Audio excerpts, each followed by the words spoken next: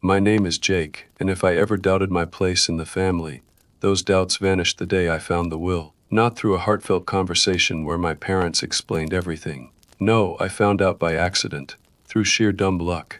It happened a few months ago, during a visit to their house, the same house I'd helped pay for over the last 5 years. The mortgage, groceries, repairs, I kept everything afloat while my brother, Eric, did absolutely nothing.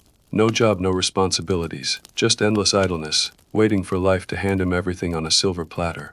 And apparently, my parents were more than happy to serve it. That day, I was helping my father scan some documents, legal and financial stuff. I wouldn't have noticed it if not for the folder labeled Estate Plan and Will.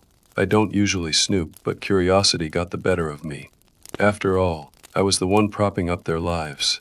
It felt logical to know how they'd split their assets. My heart sank as I read the text. Everything, absolutely everything, went to Eric. The house, savings, possessions. My name appeared only in the boilerplate lines about equal love for both sons. Sure, that's why the golden child gets it all. Well, the one who bankrolled their lives doesn't even warrant a footnote. I felt betrayed. Years of paying their bills, worrying about their meals, and they'd built a future where I had no place. Eric wasn't just lazy. He was a manipulator. He'd contributed nothing but convinced them he deserved everything. Maybe because he's the youngest, or because they coddled him, or maybe he'd masterfully played on their guilt. The reason didn't matter. Their choice was clear. I sat there, trembling with rage, clutching the papers. How long had they planned this? Had they always seen me as a wallet, not a son? Did they ever value my help? I don't know how much time passed, but my father noticed I'd stopped scanning. He walked in and asked what was taking so long. I didn't hide the will. I just held it up and asked bluntly, "So this is it? Everything to Eric after all I've done for you?" He paled, then sighed like he was dealing with a petulant child. He tried to say I'd misunderstood, but the words hung hollow. I paid for their home while Eric lounged. Yet only he mattered. My father mumbled something about complications. No apology, no explanation, just the expectation that I'd swallow my hurt and keep funding their lives. I should have walked out then, but I wanted to hear it from both of them. I called my mother in. When she saw the will in my hands, she flushed but defended herself. "You don't need the inheritance, you have a career. But Eric, he's fragile. We have to protect him." I exploded. They weren't even hiding the unfairness. Years of enabling Eric's laziness were now rewarded with their entire estate, while I was tossed aside like a used tool. I dropped the will on the table.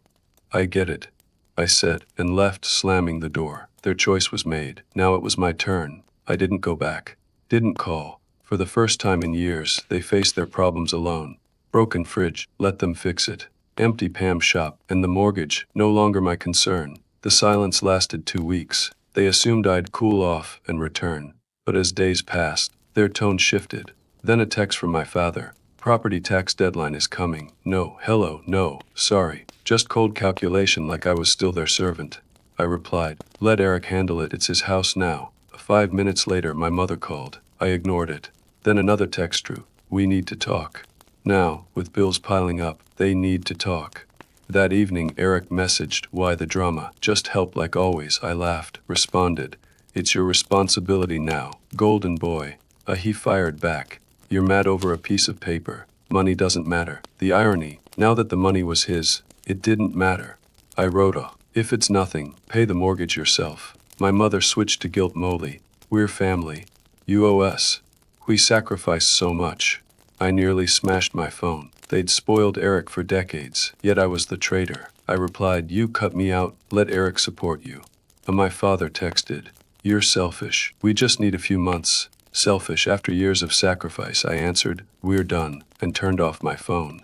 The next day, a notification. Mom had requested 3,500 via a payment app. No words, just a demand. I declined. Calls followed, then threats, "We'll lose the house." I replied, "Should have thought of that earlier."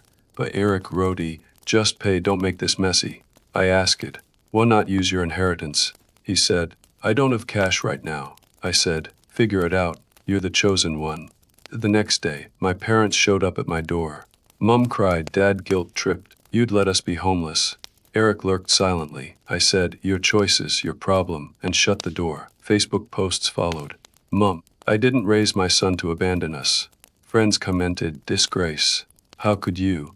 I blocked everyone, But the drama spilled into real life, coworkers whispered. Friends asked questions. I stayed silent. The truth was on my side. Now I'm free. They can leave Eric a house of ruins. But they're no longer my family. Sometimes betrayal is the best teacher.